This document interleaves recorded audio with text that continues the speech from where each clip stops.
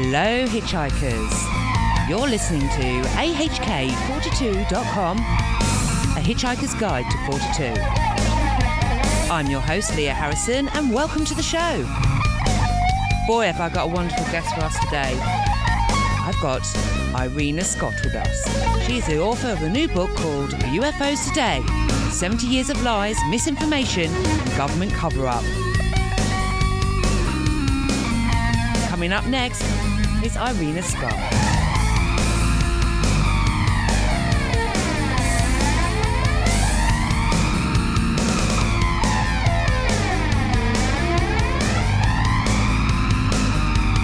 And I've got Irina Scott with us, and she's going to be speaking about her book called UFOs Today. Hi Irina, how are you? Hello, how are you? And it's good to be here. Thank you. It's a real honour to have you on. You have been, your book has opened up a lot of, media. They've all been picking up on it seems. Philip Mantle sent me a few copies of some people picking out parts of your book, and it's starting to go on the headlines for the last couple of weeks, it seems. It has. Yeah, and it's great because it's starting to get spoken about again, and although the media seem to pick out what photos they want, as Philip says, ignore the headlines, look at the details. It's fabulous to see it back in the newspapers again. Well, I think we just released it June the 1st, so it's... Oh, yes, sorry, yeah. So it's not back in, it just started in now. Yeah, yes. Well, the book deals with the history of UFO studies, but more importantly, it also investigates government UFO research and cover-up from the very first sightings to today, you mentioned in your book. You've had quite a bit of history, and I would like the people who don't actually possibly know who you are, if you could just give us a little bit of your background, please, Irina. Okay. I'm not a professional ufologist. I've always been in scientific fields, and I've been doing ufology as a hobby.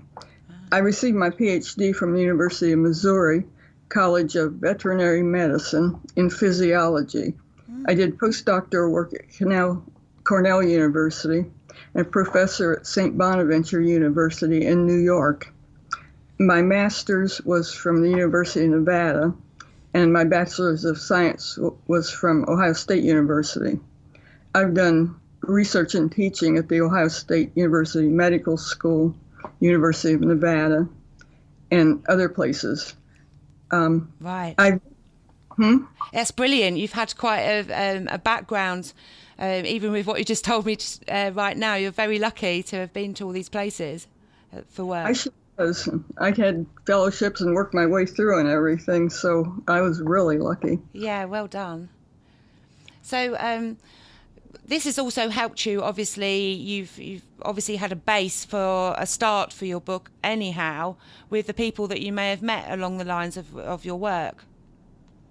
That's right. One of the places I worked, for example, was Battelle Memorial Institute, and it's a private research institute. It may be the largest in the world. Right. It's who developed the Xerox, right. And it had a lot to do with the military. And so I knew lots of people there, and it had done research on UFOs, secret research for the government. It was secret back then. And that's one of the places I worked where I learned a lot from people I worked with. Right. And you are also an astrologist, aren't you, Irina, as well? Astronomy? Yes. I worked as a volunteer at the Ohio State University radio telescope for a while. It no longer exists. They tore it down, put it in a golf course. Oh. But it was the place where they identified the wow sound.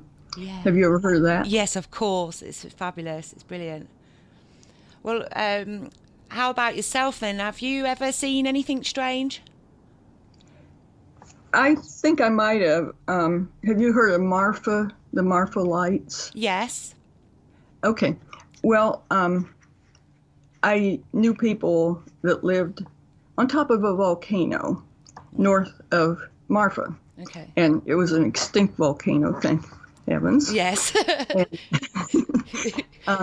So they had a picture window and a patio that looked over the desert, and the only town you could see from there was Marfa. It was about 20 miles away. And the Marfa lights are recurring lights that people see in the mountains, generally south of Marfa, and they even have a viewing area. And I looked for Marfa lights there, but the ones I saw just looked like maybe there were traffic on the trails of the mountains and things. Right. But one time I was in the house of my friends, and I looked at Marfa pretty often because it's what she could see out the window, so you couldn't avoid looking at.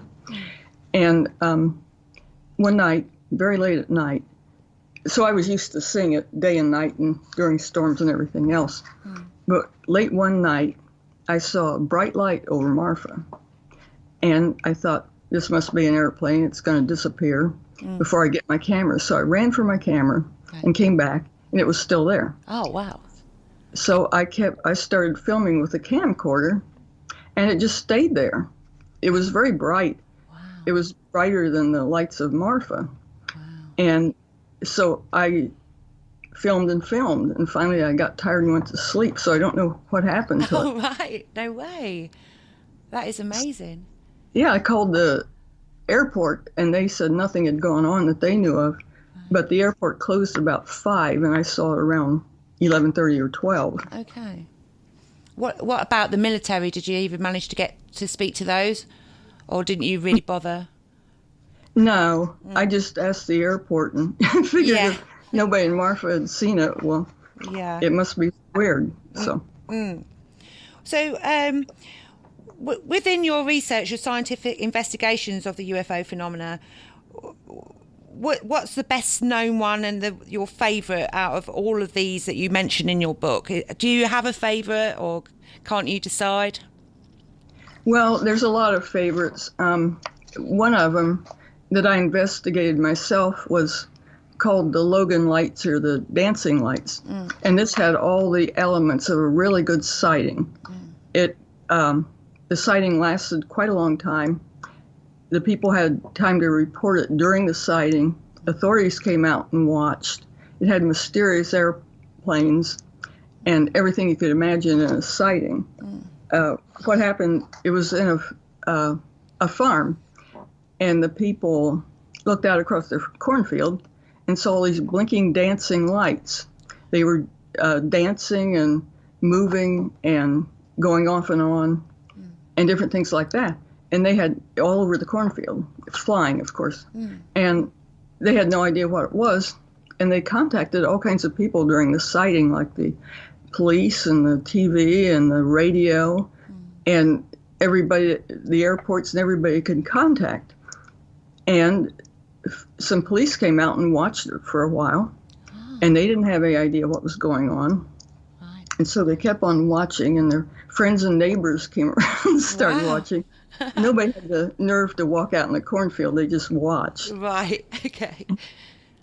A lot of the lights were not only blinking and moving, but they were interactive also. And they said a car was coming down the road toward their house, and one of the lights broke away and flew behind the car and followed it until it almost got to the house. Crazy. And then it flew away. And also during the sighting, 2 airplanes began to fly over in a grid pattern, and nobody has any idea where the airplanes came from. I mean, it might be the government, which would be a good guess. Yeah. They didn't know. And one of the lights flew up and followed a plane for a while. Right. And so eventually they went away, but I thought that was an excellent, it had all the elements of something good to investigate. Yeah, especially because of the amount of people that saw it.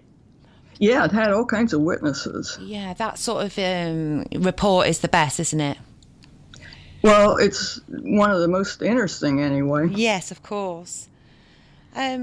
With your book, you obviously go to a broad spectrum of different sightings, and even Mothman, you even touch on that a bit. What I wanted to know is that you revisit Roswell in your book, basically. What sort of elements of that do you feel that is coming out now that didn't before? Well, we had a new witness, and there's been a lot of witnesses. What was kind of unique about our witness is that the books on Roswell mentioned thousands of people or hundreds or something, but only about 4 or 5 have ever said they saw bodies. And this witness said he saw bodies. We had a tape of it. He's dead now, so it's hard to investigate further. But they sent it to my publisher, and he was interested, and we thought since it's new information, we should just make it public. We investigated a little, but since most of the people were dead, we couldn't investigate a whole lot. But there's a lot more that could be done. But what he said was that he was a deputy sheriff, and he traveled with his sheriff from Big Springs, Texas to Roswell to pick up a prisoner. And along the way, they heard on their police radio that there was a crash. It didn't say UFO or anything, but this might have been before anybody heard of UFOs. He said it was 1947. And so they probably knew the roads around there, and they went to the crash. And he said there was a object that was like about 100 feet across. It was perfectly circular, and there were bodies. And he said they were lifting them with a lift onto a truck.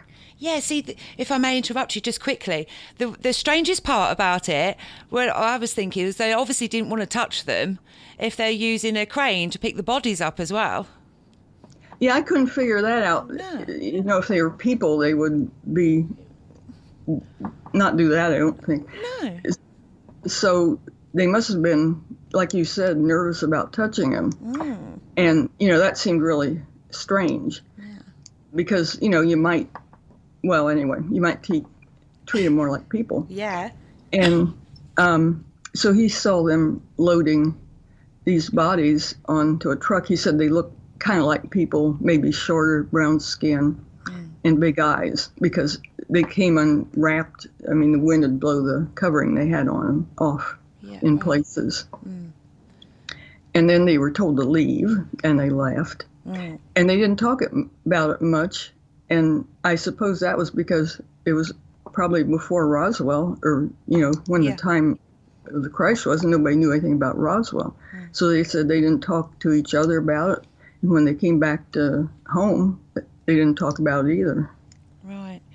You see, back then as well, if they're behaving like that, that's probably why we're only hearing about it in more detail now. Is when people pass away, they like to tell their story before they pass, because then, it's not really going to be, it seems to me, that they don't feel that they're going to get any trouble or anything because it's the end of their life sort of thing. You seem to get lots of people coming out, deathbed confessions and things like that. But also, what with the Freedom of Information Act we've got, and also other people's accounts, although some people have passed away already, it's being freely spoken about, whereas before I don't feel that it was back then. Even when they did know about Roswell, lots of people started calling people nuts and crazy, or someone would come knocking at your door and threaten to kill, or there were murders or people that got killed. It seems, doesn't it? What with I think you mentioned about 2 fellows. Let me think. I've got it here in my notes. Where am I? That was in the Kenneth Arnold story. Kenneth Arnold story. Yes, right. And the 2 UFO investigators. And maybe they knew too much or something. He expressed the idea of that's the next question I wanted to ask you about, the hypnosis of Kenneth Arnold's. So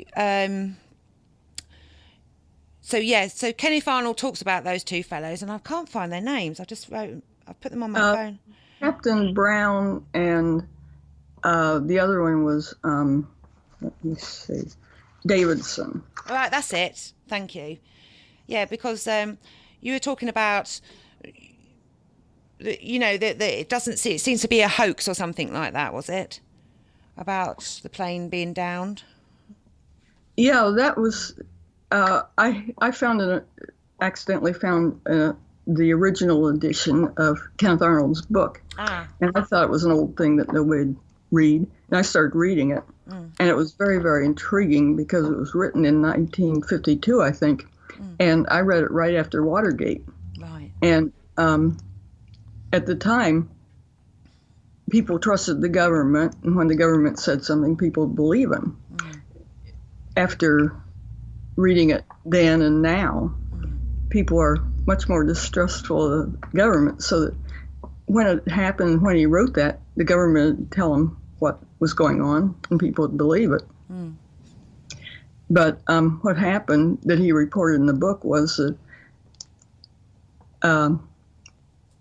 he had seen these objects, and it was June 24th, and he expected the government to immediately contact him because, they're very interested in anything that's flying over the United States because it could be anything.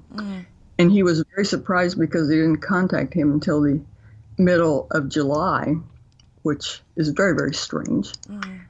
And the two people that contacted him were Brown and Davidson. They were government people, and Captain Davidson and Brown. I forget. Yeah, Brown, but I don't remember his lieutenant, I think he was. Right. And so they contacted him in the middle of July, and they expressed quite a bit of interest in the UFOs, which government people don't do now. And one thing they wanted to look at was his mail, and he showed him the mail. And instead of picking up letters about the UFOs, what they were interested in was groups that investigate UFOs. But they seemed kind of like they were working for the government, but had a very high interest themselves, which is something the government doesn't show now. No. And then a person hired Arnold to go investigate another sighting, and he flew his plane and went. And he and another person was investigating. They thought they were in over their heads and thought they were exploring a hoax. And so they asked for help, which men usually don't do, but a very intelligent thing to do. And he called Brown, who had told him that if anything came up, to call him at his office. So he did that. And then Brown told him to hang up, and he went back and called him from someplace else beside his government office, which sounded pretty strange to start with. And Brown and Davidson came out to look at things. They thought it was a hoax too. They had their plane under guard the whole time they were there. Yeah, that's really strange as well, isn't it? The whole thing seemed awfully strange. And the people that were probably hoaxers wanted Davidson and Brown to take they reported that these UFOs had dropped debris and they had these fragments. And they wanted Davidson and Brown to take them. And Davidson and Brown thought they were hoaxers, and they didn't want to take them. And so did Arnold and the person he was with. But the hoaxers insisted, and Arnold lifted the box of whatever you call them, fragments into their airplane. And the airplane had been in guard the whole time, and maybe this was the only time anything else had entered. So he lifted the box, and he said it weighed more than he thought it should, and that the fragments didn't look like what they showed him. And then the plane took off with these two government people and exploded. And the government said, well, this is just, an accident. But it seemed kind of strange to me. Yeah, exactly. And also what's strange is Arnold, actually, Dahl had shown Arnold the UFO fragments in his secretary's house. But then when he returned back to that building, was it not all covered in cobwebs and things like that? It looked like it wasn't lived in at all. Well, that was another really strange thing, was that Brown and Chrisman and Dahl, the two people with the fragments, they were going to show, and they were saying they were harbor patrolmen that lived there, but it didn't appear they actually did. And the one Dahl brought Arnold to his secretary's house to show him the fragments, and strange that he didn't take him to his own house if he had one. But the house looked perfectly normal. The secretary was there going through papers and writing and things. It had just normal furniture and nothing at all strange about it. And he saw the fragments there. And he memorized where the house was because he wanted to look at it again. We came back the next day, and the house was completely unfurnished. It had cobwebs, including cobwebs across the door, and it looked like nobody had been there for years. Really and odd. That seemed really, really strange. Yeah, because he talked. Arnold expressed the idea of hypnosis and other forms of mind control many times, and you talk about why were mind control and poltergeist aspects included in this story. I'm highly interested in the actual link between paranormal, poltergeist, ghosts, things like that, and mind control are all interlinked with ufology as well. I think there's some sort of bridge that connects them all together, and I'm finding that with each interview I do, there's a little bit more to add to my theory, I guess. I don't think I'm the only one. But what do you think why were mind control and poltergeist aspects included in this story, Irena? Well, this was a very... am I getting echo here? You might.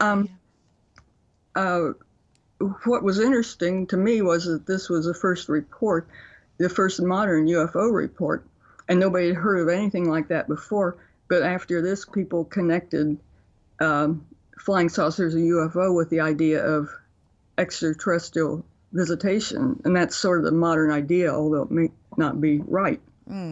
And right there at the beginning, people just think that Arnold saw some flying saucers and that was it. But the story was much more complicated. And for example, he saw the big discs that were known as flying saucers or UFOs. But not too long later, he also saw a group of small discs that looked just like the big ones. And they flew quite close to his plane, and he tried to get pictures of them. But this, in a way, was like poltergeist or something. I mean, I'm sure he saw something real. I don't think there was any question about that. But like if you see small ones, you might say, this is a ghost. And if you see one the same size as an aircraft, you'd say, oh, this is a craft. And so, I was just saying that might tie in. So people see orbs, and somebody will think it's a ghost, and somebody will think it's something else. Yes, and this is another thing. You, not only in this part of the book, as I get to the last few chapters, you start to talk about more of these orbs and colours, and like green, blue, orb-like. People are spotting orb-like craft. That's, for want of a better word, some of them actually enter people's houses and go from room to room. Did you not say in your book? Yeah, that is fascinating as well. I'm really into that, and that was really cool to see that you put that in the book, because it's something that doesn't get mentioned that many times. So that's brilliant. What do you think that these orbs possibly might be because of what the witnesses' accounts were? Do you think there's something to do with the craft that go with these crafts, or a separate entity altogether? Separate thing altogether? I don't know, because for one thing, the way people interpret the phenomena is according to its size, and like Arnold's observation of large craft-like things went into the literature immediately, maybe these are spaceships. But if he sees something small, nobody ever heard of that, although he reported it. And I think there's a interpretation of things. If you see a big thing flying around, you think, oh, there's a flying saucer in a spaceship. You see a small light, it's an orb or a ghost, and they might be the same thing, they're just different sizes. We're going to take a little break. Time for our sponsors. But did you know that this Roswell witness that Dr. Irina Scott speaks about in her book, UFOs Today, the video of the interview with this witness shall be shown for the first time and only at the Outer Limits magazine conference in Hull, UK in September. Here's the advert for that conference. Don't miss out. £10 a ticket. September this year. Join the Outer Limits magazine at the Freedom Centre, Preston Road, Hull on Saturday the 9th of September 2017, when we shall present a conference titled 70 Years of the Modern UFO Era, featuring the very best in British paranormal investigators, researchers and authors. From Hull, Mike Covell will look back at over 70 years of ufology, highlighting some cases going all the way back to 1801. Bridlington's Paul Sinclair with his lecture on the still developing Wilsthorpe Blue Saucer incident. Following our lunch break, Russ Callahan will present a video reappraisal of the last 70 years of ufology. Associate Outer Limits magazine editor Malcolm Robinson presents UFO hotspots from around the world in this new for 2017 presentation. Our headline speaker is Philip Mantle, the former Director of Investigations for Bufora and a former UK representative of MUFON, presenting a review of his almost 40 years of investigations. Don't miss the never-before-seen film of a possible Roswell UFO incident witness, featuring a former US Deputy Sheriff who claims he witnessed bodies at the site. Tickets are only £10 each and available from the Outer Limits magazine website. You can find the link to this on our Outer Limits magazine Facebook page, or simply email theouterlimitsmag@gmail.com to receive the link. All this for only £10 each? What are you waiting for? Don't miss out. Tell your friends too. Come and be informed.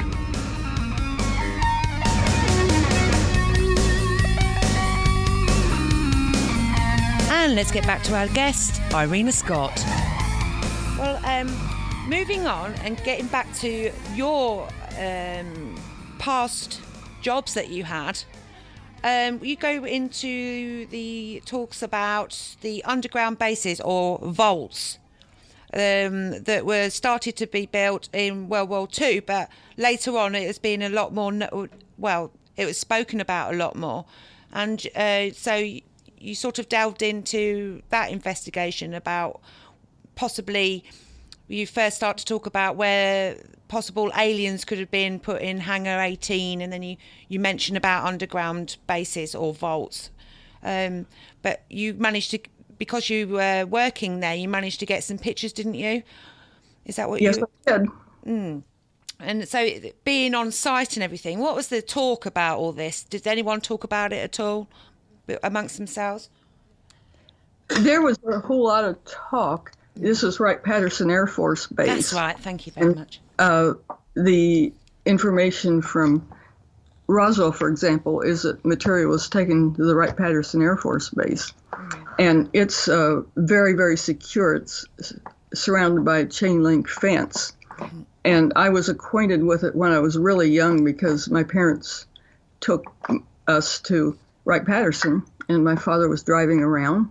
And suddenly all these military people came out and were pointing guns through our windows. Oh, my goodness. And we viewed, there's a museum there that people go to, and that's where we were going, but we found out there's oh, my goodness. a lot more going on there than that. And fortunately, my father, who doesn't obey directions very well, managed to get us out alive and followed their directions once. But most of the bases surrounded by big chain link fences with big signs that say, stay out, you'll be reported, your dogs will get after you and everything else.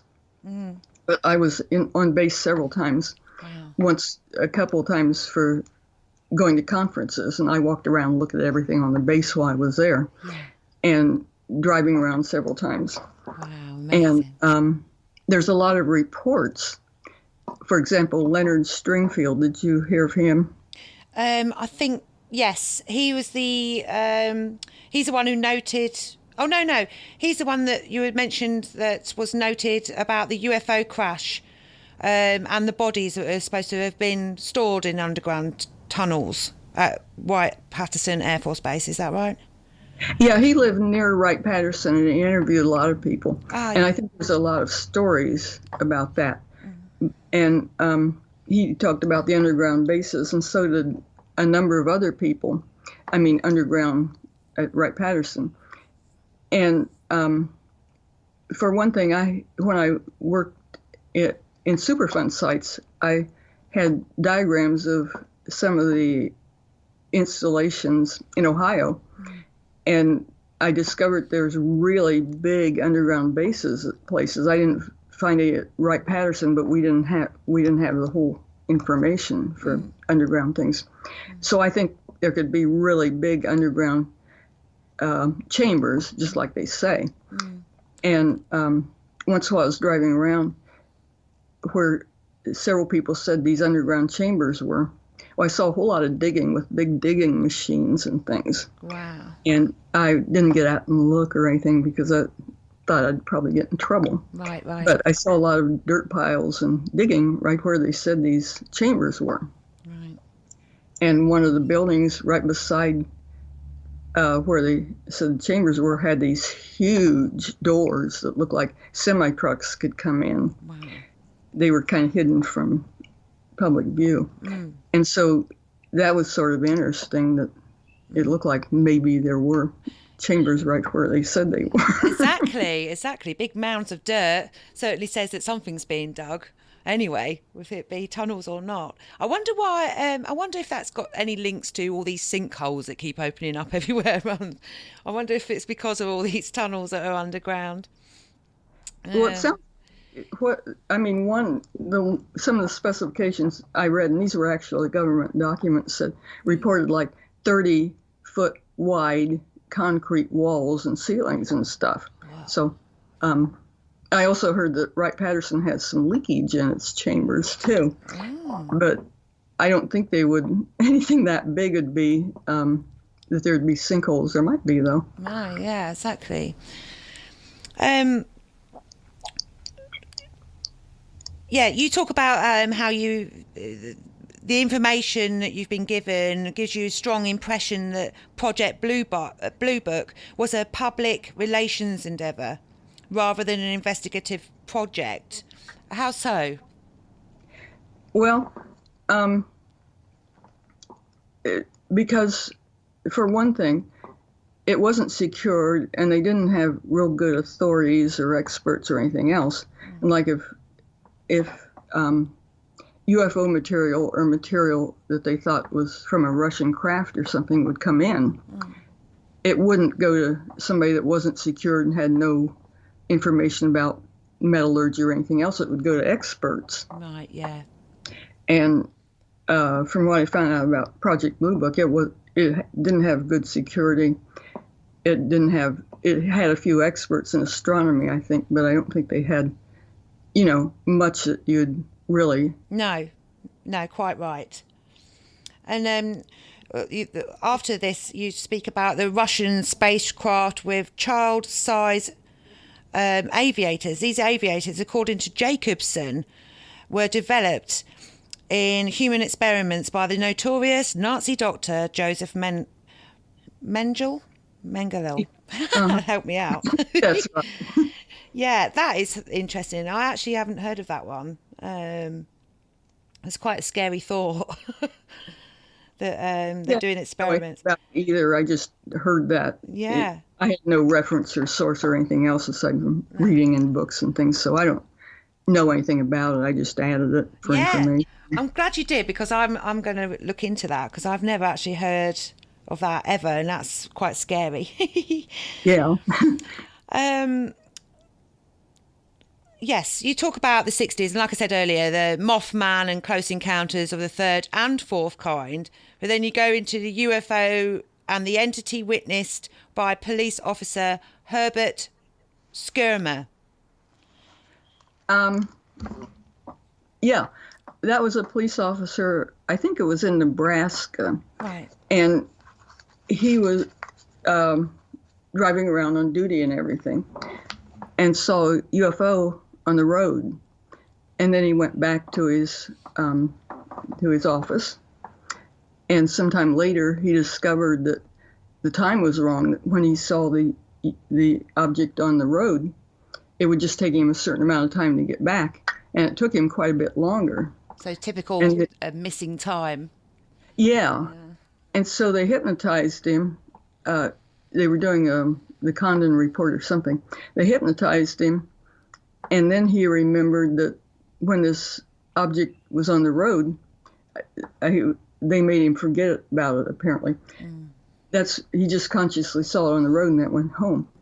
But he said that what happened was that people or beings or whatever you'd call them got out of the object and asked if he was the watchman of that area or something. He said yes, because he was a policeman. Yeah.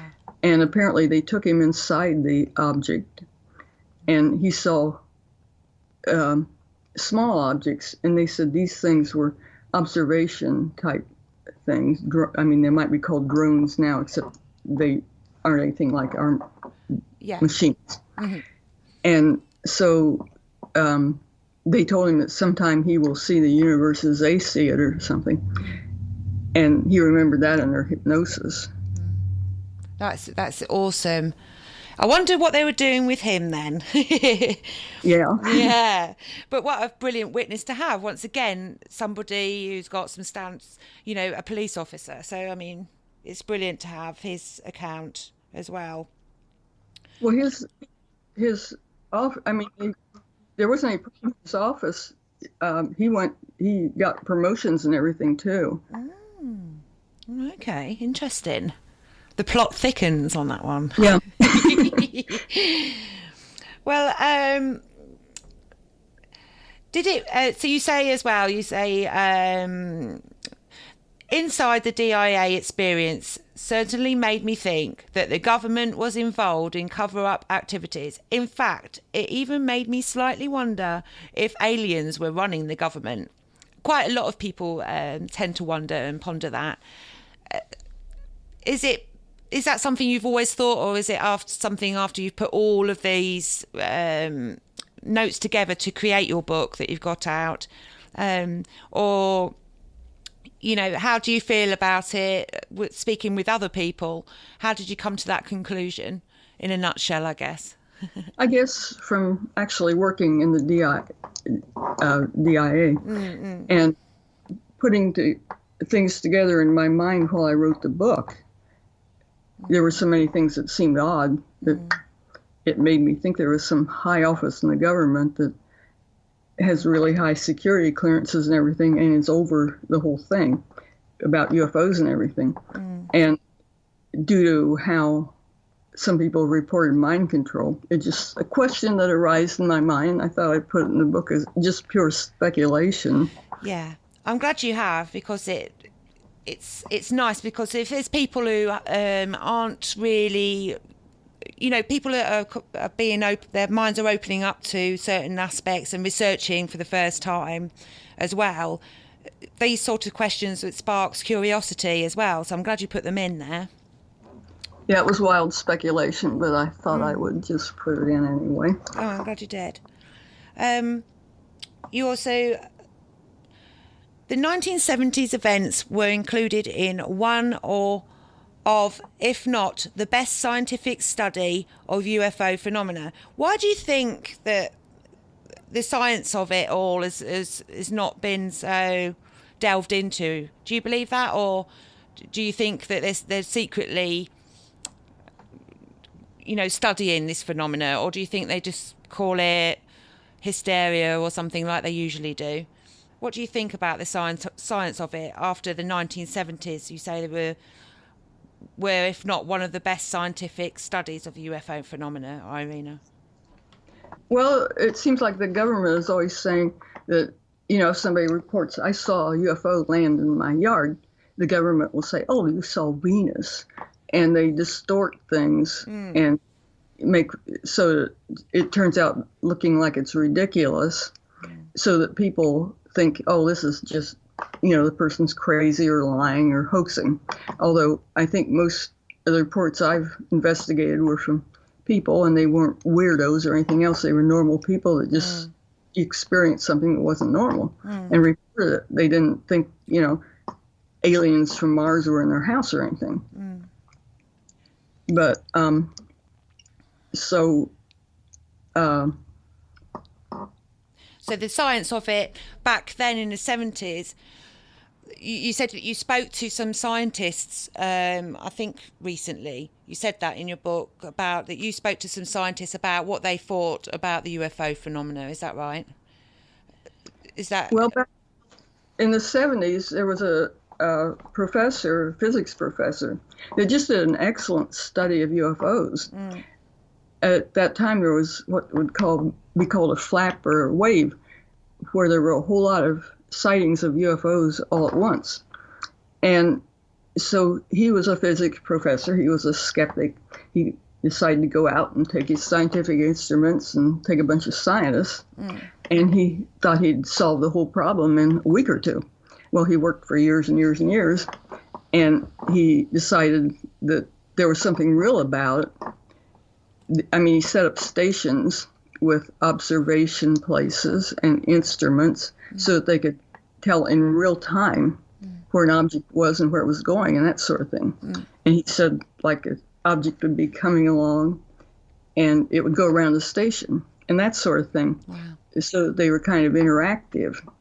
And this was a real good study because it was done in a scientific manner. Right, brilliant. This is what we need more of. Yeah. Yeah. I mean, you also mentioned how the government might not be too concerned about civilian sightings because they had already been infiltrating civilian groups. And with today's internet, they can find much of this information already, can't they? I actually believe in that as well. And if you could filter through all of the CGI stuff, which is really quite hard, I think, nowadays, that is on the internet. If anybody like the government wanted to know if anybody has actually seen the secret aircraft or UFOs, all they have to do is go and search on Google and it comes up, doesn't it? All kinds of things come up. Yeah.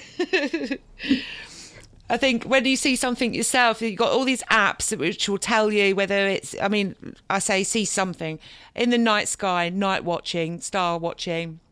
If you see something that looks like a satellite, you've got apps on your phone and things like that you can point up and it will tell you what known satellite is up there above your head right at that moment. They're really clever right now, aren't they? Oh, yeah. It's amazing. Yeah. And the best time is to get excited is to quickly turn on to camera mode when you find out it's not actually a satellite. Well, the thing is, such as Rutledge, the Professor Rutledge discovered was that you may try to take a picture of one, but they seem to be in control of whether you actually get a picture or not. Yeah, I've actually had that happen to me a few times, and with the most close-up UFOs that we've ever seen. They're about 30 foot above us, and they're huge.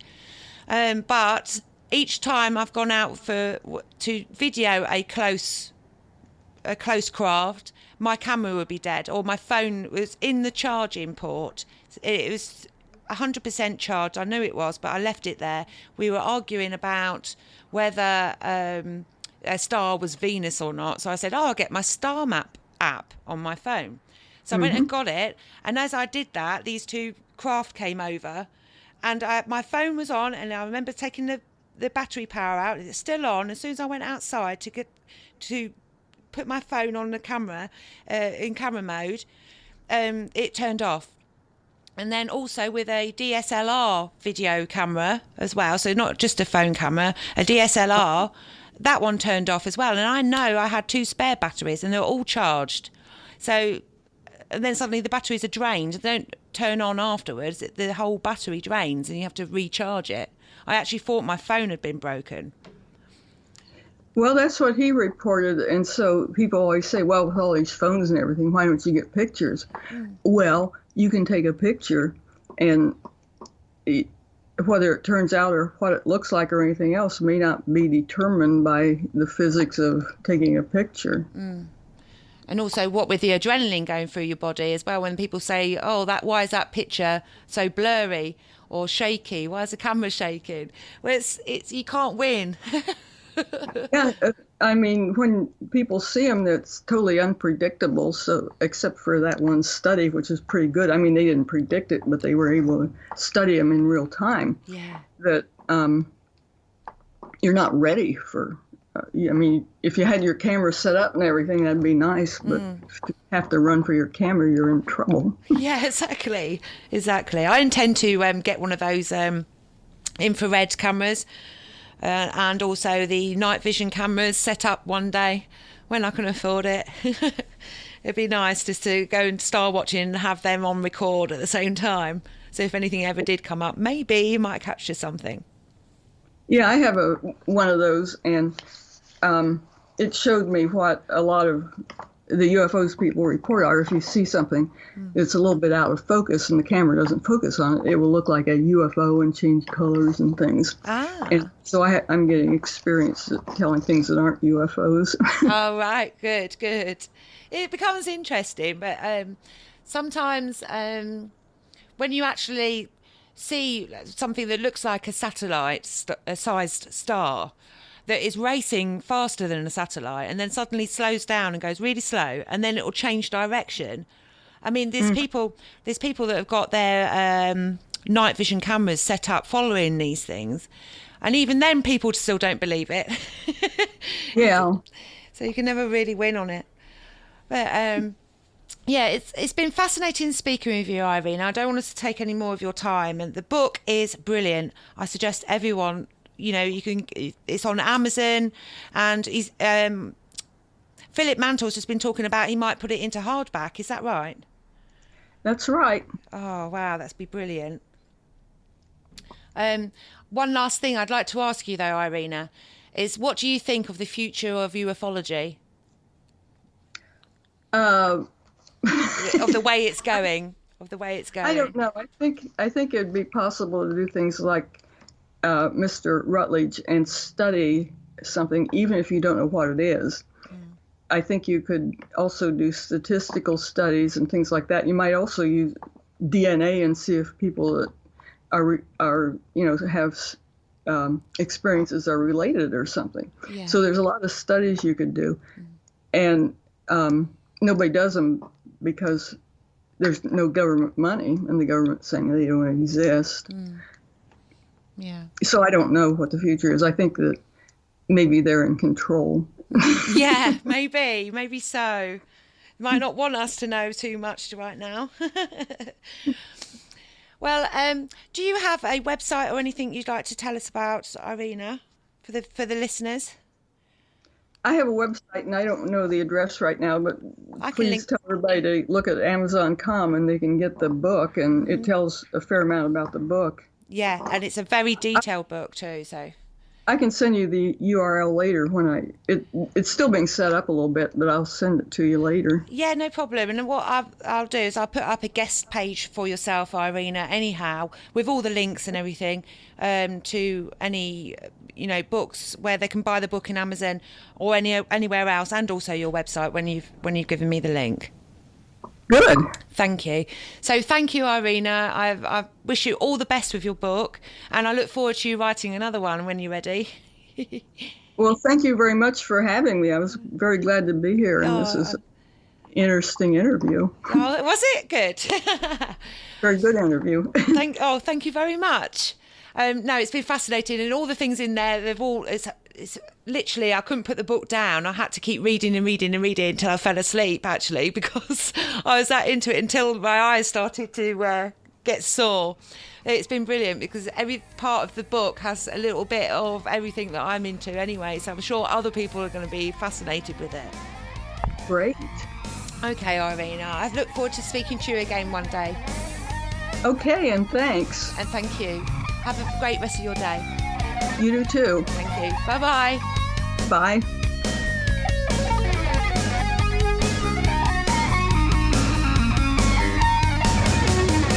That's it, everyone. The show's over. So, I hope you enjoyed this. Don't forget, all of the links to the book on Amazon is on Irina Scott's guest page at ahk42.com. Don't forget, you can find us on Facebook. That's A Hitchhiker's Guide to 42. That's our Facebook page. We've also now got a group where you can all be included in the discussions about what could be on the show, news and media articles, documentaries, stuff that you share on Facebook can all be shared on our group, which is AHK42 Talk Show group page. Don't forget to like, subscribe and share. I hope you have a great rest of your week, and I'll speak to you soon. Bye.